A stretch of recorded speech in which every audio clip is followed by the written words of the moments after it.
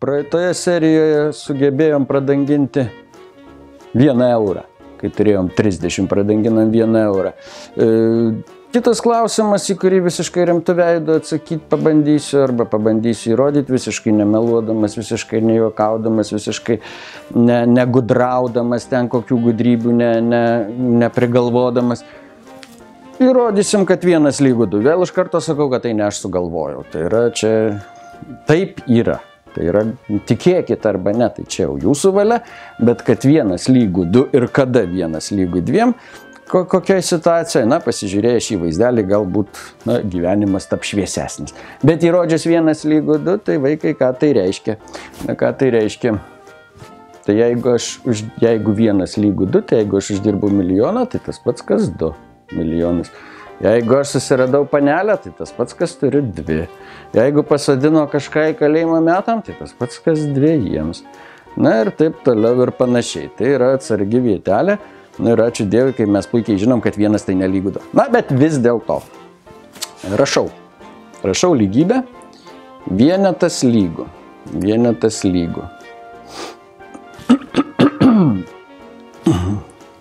Labai atsiprašau, nes kai norisi meluot, tai tada ir prasideda visokios bėdos. Jau jeigu mokytojas prie lentos pradeda kosėt, prakaituot, čiaudėt, tai laukit kontrolinių ir blogų rezultatų. Ne?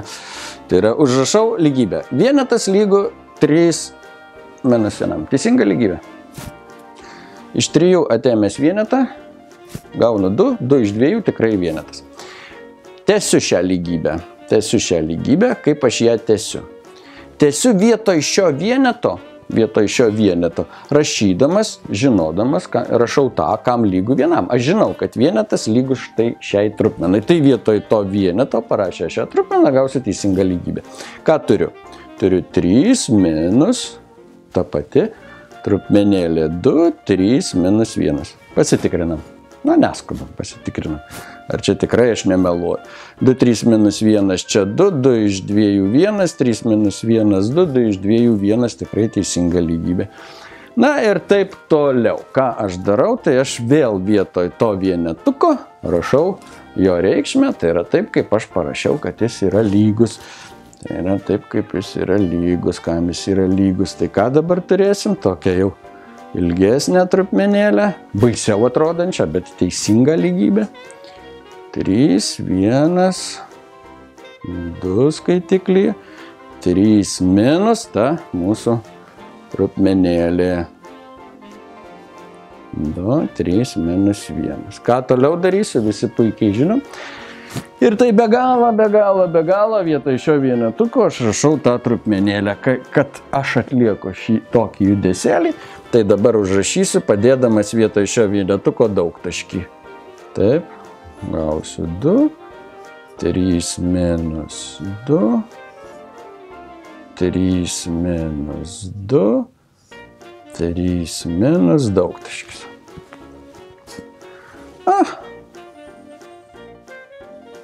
Tokia begalinė trupmenėlė. Kas netingit, galit parašyti programėlę. Tokiai begaliniai trupmenėlės, tokios begalinės trupmenos, kuri beproto, be galo, begalinė. Kam jinai yra lygi. Tai ir įsitikinti, kad lygių 1. Na, 2. Skaičiukas 2. Tarp kitko, jeigu aš noriu įrodyti, kad 1 lygu 2, tai aš turiu gauti tą patį. Ir su skaičiuku 2. Jeigu aš gausiu tą patį su skaičiuku 2, tai aš įrodysiu šią lygybę. Ne? Dabar, kada gaučiau tą patį, tai čia aš negaliu kažkaip kitaip gudrauti, kaip va taip, užrašydamas tokią lygybę. 3 minus 2. 3 minus 2 kiek? Vienetas, 2 iš 1? 2. Teisinga lygybė, teisinga. Dabar vietoj šio dvejetuko rašau tą trupmenėlę. Kaip ir šiuo atveju, vietoj šio vienetuko rašiau tą, kam lygu vienetas, taip ir čia elgiuosi lygiai, taip pat analogiškai. Taip kaip moku, taip elgiuosi. Ir nieko negudrauju. Taip, bus 2, 3 minus 2. Lygu. Pasitikrinam. Čia 2, 3 minus 2 vienetas, 2 iš 1, tikrai 2. Kadangi klaidų nedarėm, tai kitaip būti ir negali. Na ir trečiasis žingsnis vėl tas pats. Vietoj šio apatinio dvejetuko rašau tą, ką turėjau kairėje. Tai ką dabar turiu? Skaitiklyje 2, vardiklyje 3 minus, trupmenėlė 2, 3 minus, trupmenėlė 3 minus 2. Na ir paskutinis žingsniukas. Sakau ir, kaip pasakyti, ir jūs tikit tuo, kad aš vietoj dvietuko galiu tai be galo ir rašinėti. Ir gaunu ne ką kitą, o gaunu trupmenėlę. Minus, skaitiklyje 2, vardiklyje 3 minus 2, 3 minus ir dedu daugtaškį, taip kaip dėjau daugtaškį. Na ir ką turim, žiūrim, ką turim. Kad ir kaip bežiūrėčiau, į apvestas ir įrėmintas dvi sritis, kad tai yra vienodai. Tai reiškia, kad 1 lygu 2 ir niekaip kitaip. Šitą įrodžius į mokyklą nėra kaip, darbą nėra kaip, tai yra viskas labai gražu ir gera. Tik tai reikia teisingai pasinaudoti į tą teigiamą skaičių tiesės pusę einant, o ne į neigiamą, ten ne su kalėjimai šnekant, ne su skolom šnekant, o šnekant apie kitus rimtesnius dalykus, teigiamus dalykus. Bet vis dėlto, o kaip čia dabar taip yra filosofiškai? Na, matematiškai lyg tvarkinga.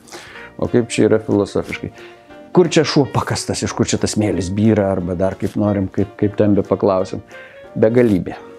Begalybė. Begalinė trupmena. Tai jūs man pasakykit, ar aš turiu 1 000 000 eurų ir 1 centą, ar 1 000 000 eurų ir 2 centus? Yra didelis skirtumas, ar ne? Nu, turbūt, sakysim, vienodai jie turtingai gyvena, ne?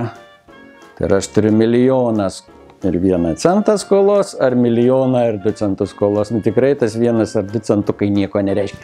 Begalybėje galima teigti, kad 1 lygu 2 begalybė. Tai būtų filosofinis toks mūsų, kaip pasakyti, pasiteisinimas. Tarp kitko, ar yra čia klaidų? Mokiniai dažnai sako, apgavot, mokytojau, apgavot, arba čia kažką sugudravot. Ne, čia nesugudravau ir čia ne aš nesugalvojau. Ne aš sugalvojau, kaip sakiau, tas visas keistenybės, arba šį įrodymą. Vadinama tai paradoksu. Vis dėlto tai yra paradoksas, bet tas paradoksas jisai yra paradoksas tada, kada mes mažų skaičių erdvėj šnekam. Nu, tikrai 1 lygu 2 keistai atrodo. Nu, 11 ir 12 jau panašu, ne? Bet 1 000 000 ir 1 ir 1 000 000 ir 2, tai kiek ten to vienetuko. Tai dar kartą, sakykim taip, kaip begalybė palinksmina gyvenimą.